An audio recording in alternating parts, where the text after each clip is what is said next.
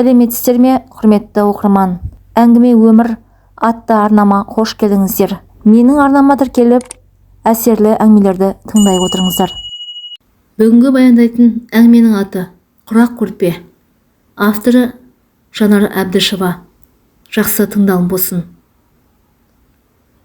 Кеше ғана сияқты еді оның қайтқаны. Көзі ашып жұмғанша бір жыл өте шығыпты. Күйеуінің жылын өткізді. Адам аяғы басылған соң, ат шаптырым аулада ары жүріп, бері жүріп, ұсақ-түйек жұмыстарын бітірген соң үйге кірді. Киім шкафындағы ескі киімдерді күнге жайды. Қараса, үйленіп кеткен баласының 5 жасында киген пальтосына дейін ілулі тұр. Өздерінің де қазір ешкім кимейтін, сәннен қалған, бір кезде анау-мынау адамның қолына оңайлықпен түсе қоймайтын кремплен, синтетикалық матадан тігілген киімдері қылы қисаймай ілулі тұрғанын көріп, дүние-ай, осыны алып берген Есмұханда кетті.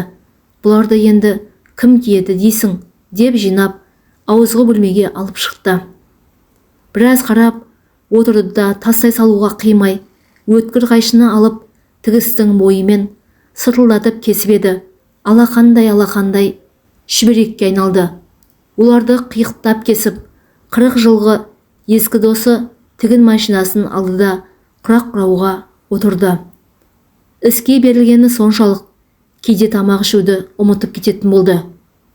Кәмеш бірте-бірте әр шүберекті алақанына салып, қалай тігетінін, қайда жарайтынын, қалай құрайтынын ойлап, басқа дүниеге бұрылмайтын болды.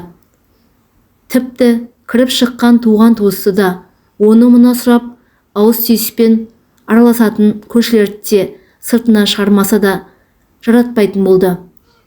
Бір шайын беріп, қақпадан шығарып салып тұрғанда, ертегі айтып тұрып алды ғой ерігіп, дейтін іште сөгіп.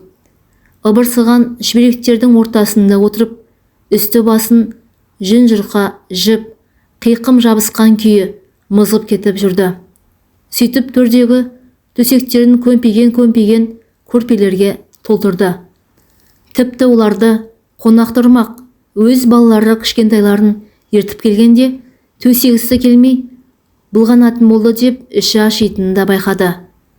Көп жылдан бері күйеуі ауырып, әйтеуір бір күнге даярланып, қолына түскен ақшаны да қысып ұстап, малдың да басын көбейтіп қоюға тырысып, бір тақылдаған немшіл өмірге төселіп алған еді. Сондықтан 40 жыл бұрын алынған заттар күтіліп ұсталғандықтан қылы қисаймай қойған орнында қойған күйі тұр. Енді бұл үйдің ең қадірлі, ең қастерлі заттары құрақ көрпелері болды. Кәмеш не жасамады десеңізші, жиектеріне кішкентай жүрекшелер салып, орындықтарға лайықтап, томпиған көрпешелер, көлемі әртүрлі төр көрпелер, бір салар көрпешелер, диванға лайықталған көрпелер, қыста жамылатын, жүнін жұқа қылып тартып жаза жамылатын көрпелер, жамбасқа төсейтін төсек көрпелер, ат көрпелер үйіле берді. Өлім жітімге бара қалса, қалай болса солай құралып, әйтеуір көрпе деген атауға ие болған төсеніштерге қарап, көк инені көлінен түртпейтін байғұстар деп мысқылдай қарап менсінбей отыратын. Таң сыздықтатып атқанда сиырын сауады, елден бұрын бадаға қосады. Ат шаптырым ауланы жылан жалағандай қылып сыпырып шығады да, қаймақтап шайын ішіп алып құраққа отырады. Балалардың алды үйленіп, өз алдарына үй болып кеткен. Келсе айына бір, не 2 рет келіп, қонақ болып кетеді. Келгенде сымпайып, қалай болса солай келгендерін жақтыртпайды. Өзінікі өзіне жетіп тұрса да, алмаймын деп айтпайды. Әкелгендерін ала салады. Тіпті кейде құр қол келсе, көңілі толмай, іші қоңқылдап қалатыны бар. 4 ұлдың ішінде біреуі жағдайына қарап, керегі жоқ тұра берсін дегеніне қарамай, ескі телевизорын қоймаға шығарып тастап, заманауи телевизор әкеп қойып берген. Қалғандары өздерімен өздері. Тіпті анау енесі баққаны көп келмейді де, келсе бала шағасымен үдірейіп, сіңбей бөтен құсап тұрады. Осы бір өзімен өзі болған әлемін бір жапырақ шүберек табылса, қайда жапсырсам екен деген ойдан басқа көңілін бөлетіні бағындағы алма піскен кез еді. Оның бір талын шірітпей кесіп кептіріп алған соң қаладағы қызы асханаларға өткізіп ақшасын әкеп береді. Құраған құрақ көрпелері тау болып үйілгенде ішіне салатын меринос ақ қойдың жүнін жуады. Кәмеш сөйтіп жүн жуып, құрақ құрап, қақ жасап жүріп, темір қақпасын тас бекітіп алып, келген адамдарға да есікті ашпайтын болды. Жаздың бір күні сағат 5-терде кіші сіңлісі Мираш телефон соқты. Тігіп жатқан ісін тастап, жақтыртпай құлағына тосып, әмірлі суық дауыспен «Не болды?» деді. Телефонның ана басынан біраз үнсіздіктен соң қырылдап: «Тәте, ауырып жатырмын. Үйде ешкім жоқ. Болат ана Мәліге Жақай шалдың қырқына түсіп кеткен». «Қай жерің?» деді Кәмеш сіңлісінің сөзінің аяғын күтпей дігерлеп. «Тамағым». Тамағың болса, тұзбен, содамен шайқа. Денем күйіп бара жатыр дейсің бе? Аспирин іші бүркеніп жат. Бала емессің ғой, деді жақтыртпай. «Жаман болып тұрмын деген не сөз, баласың ба? Қой, қазір бара алмаймын, қолым тимейді. Кешке кіріп шығармын», деді де осынша уақытын алған сіңлісіне киіп, қайта құраққа отырды.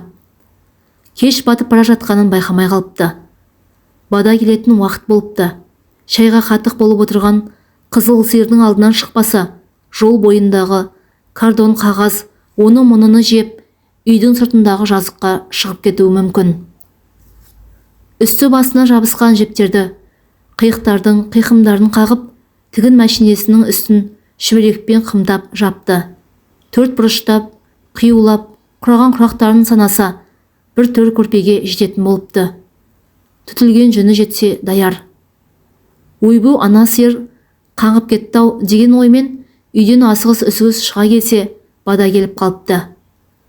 Батар күннің қызыл арайымен қара жолдың топырағын бұрқылдатып көк сиыр ауылға кіріпті. Маң-маң басып келе жатқан сиырын тауып, қолындағы шыбығымен жайқап, бүлкектетіп айдап аулаға кіргізді. Халатының қалтасындағы қалта телефоны безілдеп маза берер емес. Осы Мирашта қызық, 4 баланың анасы болса да қитетсе өсіп маза бермейді деп сиырын байлап, шелегін ала бербеді. Телефон тағы безектеді. Ренжіп телефон тұтқасын қолына алған. Сол кезде жымы білінбей жабылатын темір қақпаны біреу дүрсілдетіп қаға басады. Ит үріп, есіктің алды азан-қазан болды. Екі кештің арасында бұл кім өзі деп шелегін қоя салып, көлденеңнің темірін кіргізіп, тас қып бекітіп тастаған қақпаны ашқанша ар жағындағы адам қояр емес қағуын. «Бұл кім?» деп сілдене айғайлады. «Тәте, ашыңыз, тез ашыңыз», дейді ар жағындағы адам ышқынып. Ашса, сіңлісі Мираштың көршісі Бикен. «Не болды?» деді Кәмеш қадалып. «Тәте, тәте», дейді жігіттің аузы жылауға икемделіп қисайып. «Бағана бері 100 рет звондадым, алмадыңыз ғой. Шыдамай жүгіріп келдім. Мираш тәтем мені шақырған соң барсам, жаман болып жатыр екен. Үлкен дегенге суық су құйып, соған түсіпті. Тісі тісіне тимей, қалшылдап кеткен соң, халатын кигізіп жатқыздым. Демалмай қалды. Көкпеңбек болып кетті. Жүріңізші», деді де бұрылып алып жүгіре жөнелді. «Не дейді?» деді де дедектеген жігіттің артынан сүріне қабына әрең ілесіп жетсе, төрдегі төселген көрпенің үстінде Мираш оң жағына қисайған күйі мына жалғаннан жүріп кетіпті. Кәмеш есеңгіреп не істерін білмей қалды. «Суға түскен бе?» деді Бекенге қарап. «Иә, ыстығын басамын деп суық суға түсіпті», деді. «Ойбай жаным-ай», деп Кәмеш дауыс салып сіңлісінің үстіне құлады. Көршілер жиналып қалды. Біреулер келіп, Кәмешті қолтығынан сүймелдеп отырғызып, Мираштың көзін жапты. Басындағы жастығын алып, жағын байлады. Сонымен ажал ғайып деген осы екен ғой десіп, елі жұрт болып Мирашты жөнелтті. Жан бағудың қамымен біреуі жүкші, біреуі таксист, біреуі құрылысшы болып, қала жаққа кеткен балалары үй іштерімен келіп, шешелерін жөнелтті. Мен кеткенде сап-сау еді деп күйеуі де аһ ұрды. Ауылдағы 50-ден асқан осындай қырқылжыңдардың жұмыс жоқ болған соң, осындай жақын жуық адамдардың өлім жітіме қолғабысым тиіп қала ма дей ме, әлде үйге сыймай жүр ме, 2-3 күн бұрын барып алатын елдің бәрі білетін еді. Мираштың күйеуі де көмектесіп келейін деген желеумен үйден кеткеніне 2-3 күн болған. Хабар берген соң келіп тұрғаны қазір.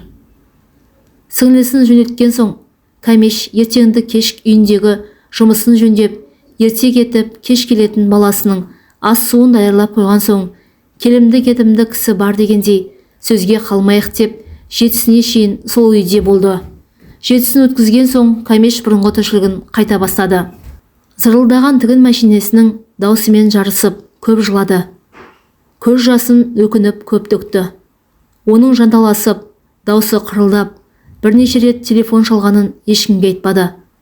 Бірақ Мираштың өлер алдындағы даусы құлағынан кетпей, жанын жегідей жейтін болды.